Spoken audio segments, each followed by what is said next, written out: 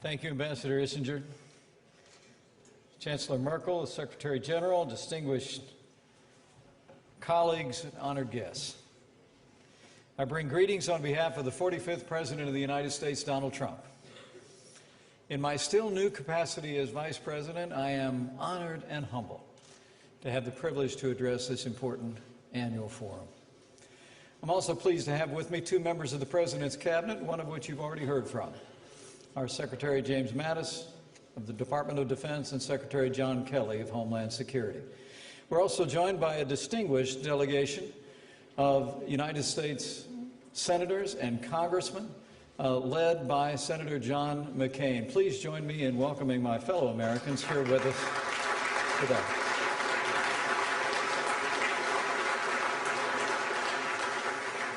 It's an honor to be with you all.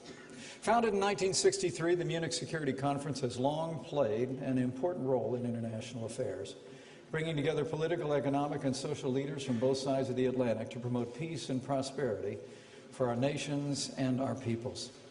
History will attest that when the United States and Europe are peaceful and prosperous, we advance the peace and prosperity of the entire world.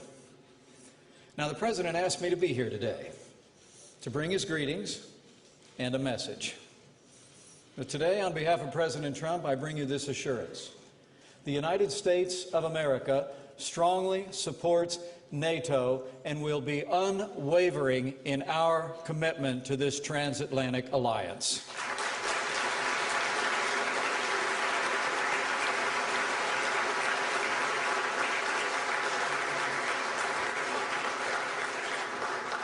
We've been faithful for generations. And as you keep faith with us under President Trump, we will always keep faith with you. You know, the fates of the United States and Europe are intertwined. Your struggles are our struggles. Your success is our success. And ultimately, we walk into the future together. This is President Trump's promise. We will stand with Europe today and every day because we are bound together by the same noble ideals: freedom, democracy, justice, and the rule of law. So strong is our bond that over the past century, Americans have poured forth from our land to help defend yours. It's remarkable to think that this year marks the 100th anniversary of the United States' entry into World War I. More than 2 decades later, in the fires of World War II, we fought to defeat dictatorship and keep the flame of freedom alive in Europe and across the entire world. Tens of thousands of my fellow countrymen now rest here for eternity. Tens of thousands more still stand guard here in Europe to this day. So lest anyone doubt the United States' commitment to Europe and the importance of your defense, they need only look to our nation's investment in your peace and prosperity, in your safety and security, yesterday and today. And it's been an investment of treasure, yes, but so much more than that. America has sent you our best and bravest.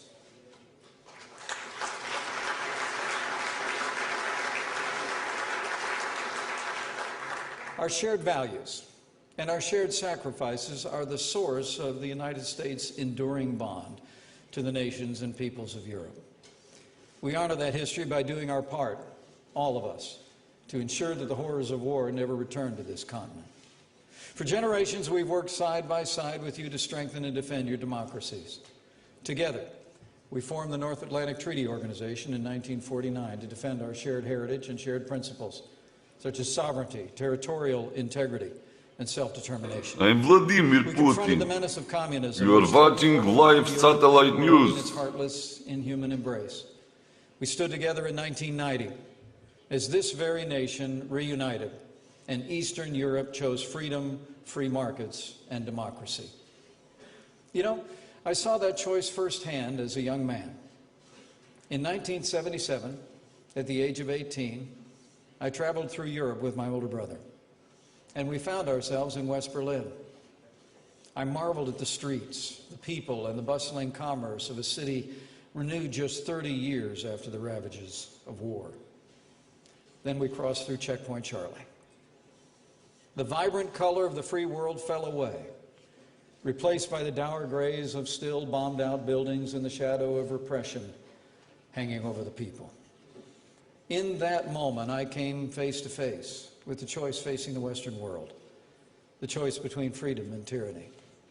By the grace of God, through the leadership of Reagan, Thatcher, Kohl, Mitterrand, Havel, Walesa, the wall fell, communism collapsed, and freedom prevailed. The fall of the Soviet Union ushered in an opportunity for unprecedented peace and prosperity on both sides of the Atlantic. But the end of that era only marked the beginning of another. The collapse of communism has been followed by the rise of new adversaries and new threats. Rogue nations developing nuclear weapons now jeopardize the safety of the entire world. Radical Islamic terrorism has fixated on the destruction of Western civilization. In the early days of this new century, that enemy struck ruthlessly at our nation's capital and our greatest city. With the smoke still rising from Ground Zero and the Pentagon, the strength of our alliance shone forth. Just as the United States stood with Europe through the end of the 20th century, Europe stood tall with the United States at the outset of the 21st. And the American people will be forever grateful. Again, I had the privilege to see our bond firsthand. Only 2 weeks after those horrific attacks on 9/11, as a member of Congress, I traveled to Germany to participate in an international conference on terrorism. I'll never forget what I saw as we arrived at the American Embassy in Berlin. A wall of flowers, 10 feet high, surrounded it. Fragrant tokens of condolences, support, and prayers of your people for ours.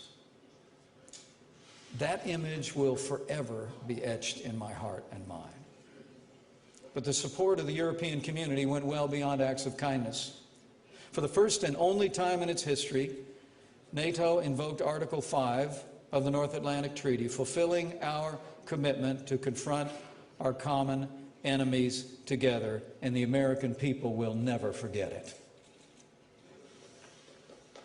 In the global war against radical Islamic terrorists, we've been bound by shared sacrifice. For the past decade and a half, the nations of NATO and many other allies have answered the call to rid the world of this great evil. From Afghanistan to Iraq to many other conflicts across the globe, our sons and daughters have served together, fought together on the field of battle. Thousands of our citizens, coming from every corner of this alliance and beyond, have given their lives in this struggle. Fighting alongside U.S. service members under NATO's mandate, more than 1,100 brave men and women from allied nations have fallen in Afghanistan since 2001. The Afghanis have lost many more in order to free their homeland and keep it free today. No matter which country they hailed from, these heroes gave the last full measure of their devotion in the cause of our peace and our security. And I hope each one of you will assure their families, the families of their fallen, that the American people will never forget their service and sacrifice on our behalf.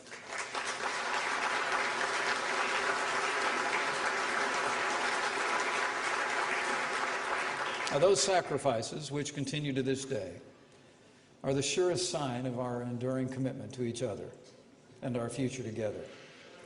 On President Trump's behalf, that future is exactly what I came here to address. If the past century has taught us anything, it's that peace and prosperity in Europe and the North Atlantic can never be regarded as achieved.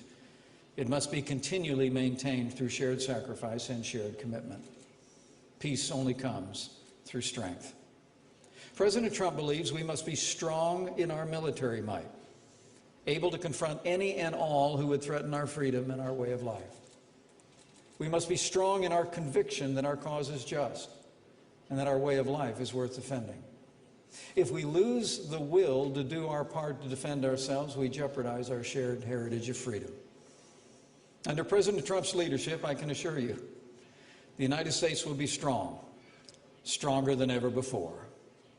We will strengthen our military, restore the arsenal of democracy, and working with many of the members of the Congress who are gathered here today, we're going to provide our soldiers, sailors, airmen, Marines, and Coast Guard with renewed resources to defend our nation and our treaty allies from the known threats of today and the unknown threats of tomorrow. As we speak, the United States is developing plans for significant increases in military spending to ensure that the strongest military in the world is stronger still. We will meet our obligations to our people to provide for the common defense, and we'll continue to do our part to support our allies in Europe and in NATO. But Europe's defense requires your commitment as much as ours. Our transatlantic alliance has at its core two principles that are central to its mission. In Article 5, we pledge to come to each other's aid in the event of attack, and be ready if and when that day comes. In Article 3, we vowed in that treaty to contribute our fair share to our common defense. The promise to share the burden of our defense has gone unfulfilled for too many, for too long, and it erodes the very foundation of our alliance. When even one ally fails to do their part, it undermines our ability to come to each other's aid.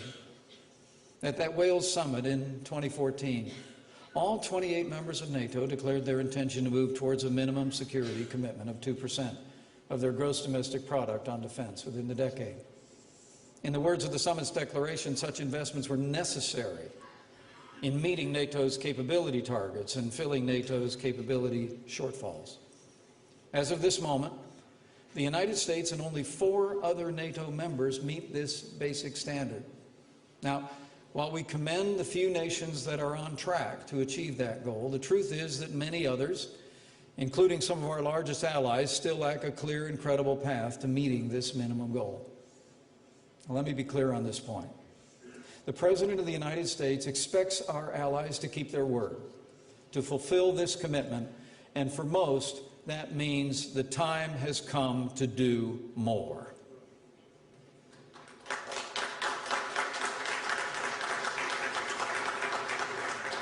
We must shoulder this responsibility together because the dangers we face are growing and changing every day. The world is now a more dangerous place than at any point since the collapse of communism a quarter century ago. The threats to our safety and security span the globe, from the rise of radical Islamic terrorism to the threats posed by Iran and North Korea, and to many others who threaten our security and our way of life. The rise of adversaries new and old demands a strong response from all of us. In the East, NATO has markedly improved its deterrent posture by stationing 4 combat-ready multinational battalions in Poland and the Baltic states.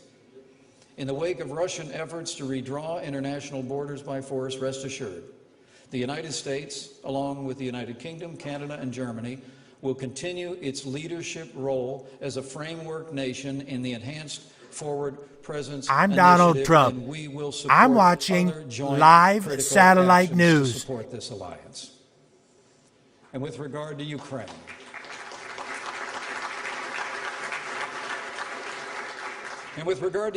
we must hold Russia accountable and demand that they honor the Minsk agreements, beginning by de-escalating the violence in eastern Ukraine. And know this, the United States will continue to hold Russia accountable, even as we search for new common ground, which, as you know, President Trump believes can be found. To the south, upheavals in Africa and the Middle East have sent violence rippling in every direction, reaching not only Europe, but also the United States. Today, the leading state sponsor of terrorism continues to destabilize the Middle East. And thanks to the end of nuclear-related sanctions under the Joint Comprehensive Plan of Action, Iran now has additional resources to devote to these efforts. Let me be clear again. Under President Trump, the United States will remain fully committed to ensuring that Iran never obtains a nuclear weapon capable of threatening our countries, our allies in the region, especially Israel.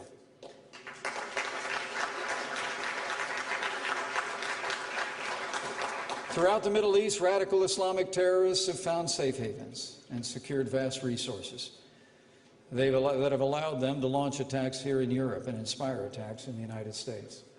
Driven by evil, they target their own communities, their fellow Muslims, indiscriminately killing or enslaving those who reject their apocalyptic mania.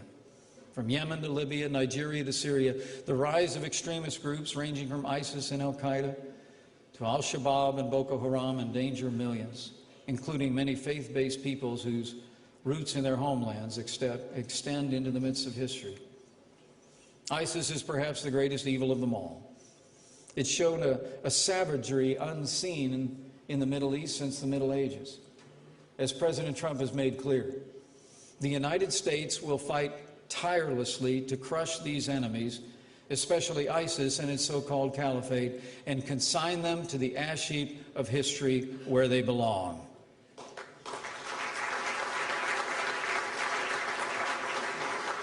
Now, last month, the President ordered the development of a comprehensive plan to utterly defeat ISIS. President Trump has no higher priority than the safety and security of the American people and ensuring the security of our treaty allies. To confront the threats facing our alliance today, NATO must build upon its 20th century tactics and continue to evolve to confront the crises of today and tomorrow. Last summer, President Trump called on NATO to step up its efforts to disrupt terrorist plots before they ever reach our borders. And we've made great progress in expanding cooperation and information sharing between our intelligence and security services in recent years. But we must do more, much more. Consistent with the President's call, we're heartened to see that NATO has taken steps to increase focus on counterterrorism and collaboration. The appointment of a new intelligence chief charged with facilitating collaboration on counterterrorism marks a positive strategic shift in NATO's ability to fulfill its mission. But going forward, we must intensify our efforts to cut off terrorist funding, increase our cyber capabilities. We must be as dominant in the digital world as we are in the physical world.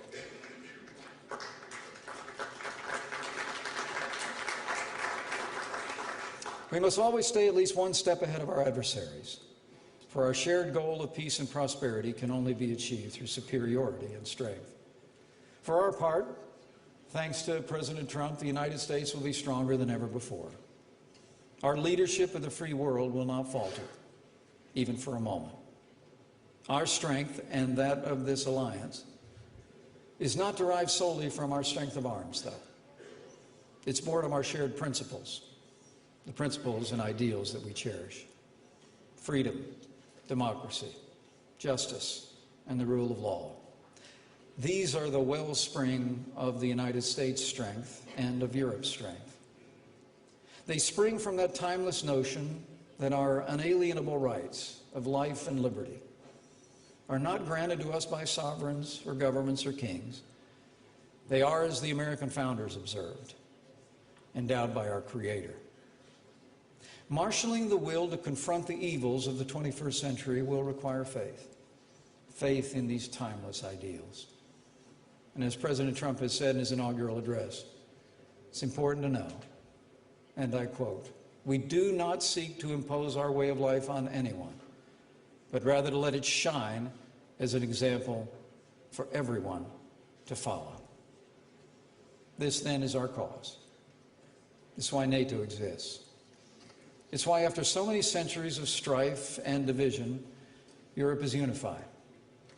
The United States has been faithful to Europe for generations, and we will keep the faith that drove our forefathers to sacrifice so much in defense of our shared heritage. We share a past, and after all we've been through, we share a future. Today, tomorrow, and every day hence, be confident that the United States is now and will always be your greatest ally.